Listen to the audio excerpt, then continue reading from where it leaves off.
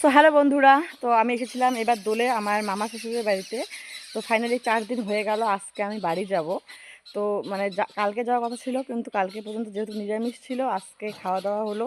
তো পুরো এখানে মানে জায়গাটা খুবই সুন্দর।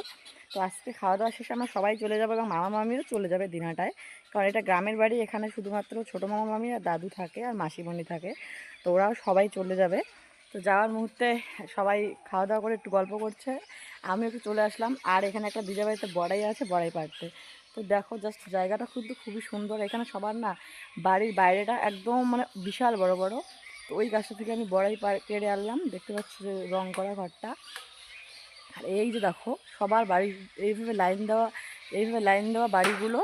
আর সবার বাড়ির সামনে দেখো কতটা করে জায়গা ফাঁকা।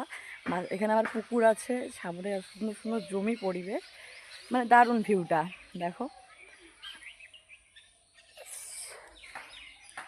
এই যে দেখো, মানে মানে জায়গাটা খুব সুন্দর, আমার খুব ভালো লাগলো। মানে এটা হচ্ছে প্রকৃত গ্রামের পরিবেশ, মানে একদম মানে খুব ভালো লাগলো আমার। আর এই যে দেখো খাওয়া দাওয়া করছে, আর ওই যে দেখতে পাচ্ছি মানে প্লাস্টিক টাঙানো, ওটা হচ্ছে দাদু বাড়ি।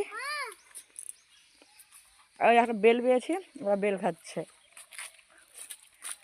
তো অসাধারণ পরিবেশ।